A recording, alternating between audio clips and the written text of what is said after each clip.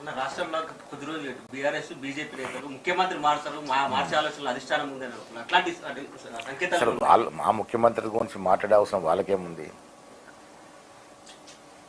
ముఖ్యమంత్రి మారాల్సిన అవసరం ఉన్నది.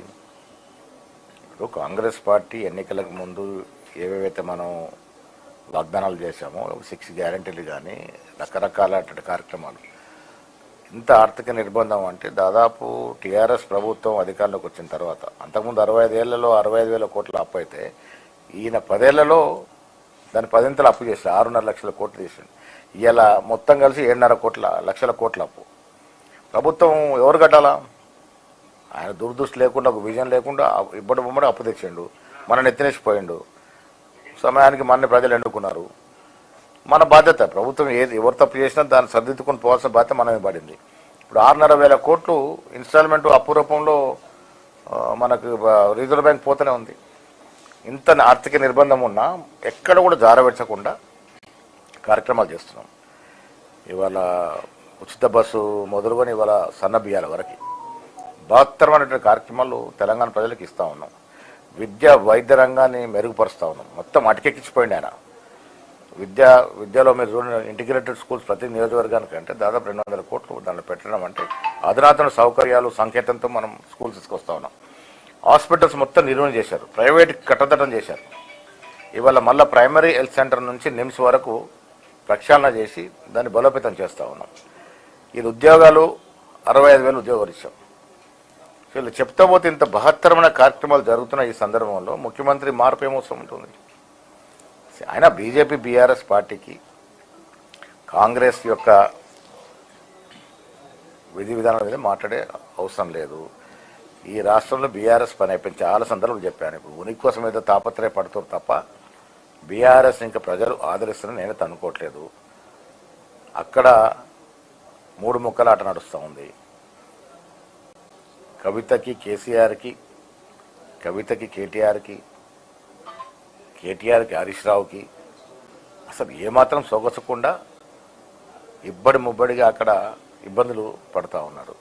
ఇవన్నీ తెలుసుకొని కేసీఆర్ గారు ఫామ్ హౌస్కే పరిమితం అయిపోయినాడు. ఈ దశలో ఆ ఇబ్బందులు ఎందుకని ఇంకా వాళ్ళు ప్రజల గురించి ఆలోచించే పరిస్థితి ఎక్కడ ఉంది? అదే మళ్ళీ అధికారంలోకి వస్తామని చెప్పుకుంటే పగడికాల కంటే ప్రజలు నమ్మే పరిస్థితి లేదు.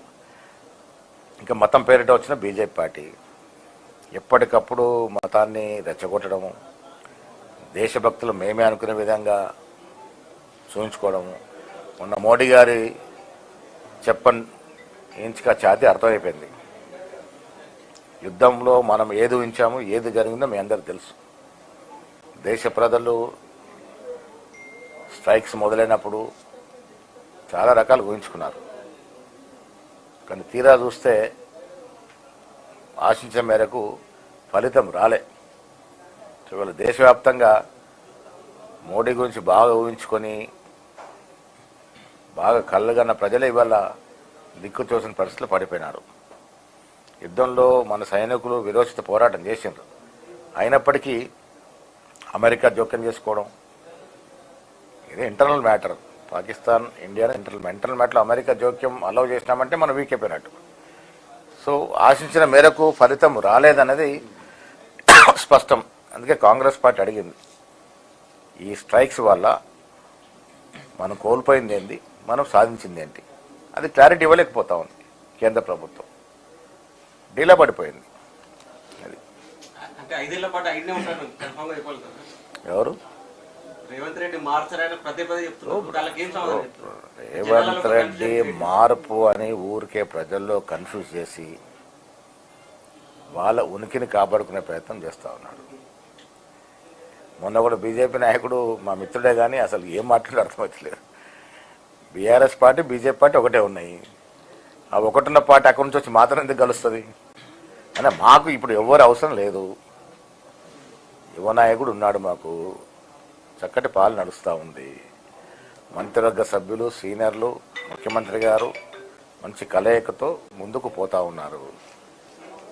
మా దృష్టి అంతా ప్రజల యొక్క అవసరాలు తీర్చడం, ప్రజలకి మనకు ఎన్నికల ముందు ఇచ్చినటువంటి మాట నిలబెట్టుకోవడం.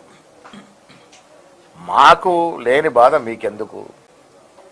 మేము, మా ముఖ్యమంత్రి, మా మంత్రులంతా కూడా సఖ్యతతోని మా ఎజెండా ఒకటే, ఎన్నికలకు ముందు మనం ఏమేమి వాగ్దానాలు ఇచ్చామో అవి పూరించడమే. ఆ దశగానే ప్రయత్నం జరుగుతూ ఉంది. మా దగ్గర ఏ సమస్య లేదు. మరి వారెందుకు సమస్య ఉంచుకుంటూ తెలియదు. ఉంటాయి. ఇప్పుడు మనము ఈ కాస్ట్ సెన్సస్ గ్రేటెస్ట్ థింగ్ ఏంటంటే ఇండియాలో మీరు చూశారు ఇవాళ రేవంత్ రెడ్డి గారు రాహుల్ గాంధీ గారి ఆదేశాలని తూచా చెప్పకుండా పాటిస్తూ దేశంలో మొట్టమొదటిసారిగా కుల సర్వే చేశాం. 42% రిజర్వేషన్ ఇచ్చాం. ఈ కాంగ్రెస్ ప్రభుత్వం గొప్పతనం. ఇలా రేవంత్ రెడ్డి తీసుకున్నటువంటి ఆలోచన రాహుల్ గాంధీ గారి సూచన మేరకు ఇవాళ ఏమైంది, మోడీ గారే కుల సర్వేకి ఆదేశించడం జరిగింది క్యాబినెట్లో. దాని అర్థం ఈ విజయం ఎవరిది? రాహుల్ గాంధీ గారి యొక్క ఆలోచన. ఈ విజయం రాహుల్ గాంధీ గారిది, ఈ విజయం కాంగ్రెస్ పార్టీది, ఈ విజయం తెలంగాణలో కాంగ్రెస్ ప్రభుత్వం రేవంత్ రెడ్డి గారిది. మేము కదా దిక్సూచిగా మారింది వాళ్ళ దేశానికి. మేము తీసుకున్నటువంటి కార్యక్రమం ఇవాళ దేశం మొత్తం తీసుకోబోతా ఉంది. అందుకే తెలంగాణ రోల్ మోడల్గా మారింది. తెలంగాణ మోడల్ని ఇలా దేశం అనుసరిస్తూ ఉంది. ముఖ్యమంత్రిగా రేవంత్ రెడ్డి గారు జరిపినటువంటి కుల సర్వే రేపు మోడీ గారు జరపబోతా ఉన్నారు. సో ఈ దశగా ఆలోచించుకుంటే తెలంగాణ యావత్ దేశానికి రోల్ మోడల్గా మారింది. ఇప్పుడు వాళ్ళు పంచాయతీ ఫస్ట్ ఎంచుకుంటే బాగుంది. కవిత, కేసీఆర్, కేటీఆర్ పంచాయతీ అయిపోయిన తర్వాత లోకల్ బాడీ గురించి మాట్లాడదాం. వాళ్ళ పంచాయతీ దిగుతలేదు కదా ఫస్ట్. దాదాపుగా కమిటీ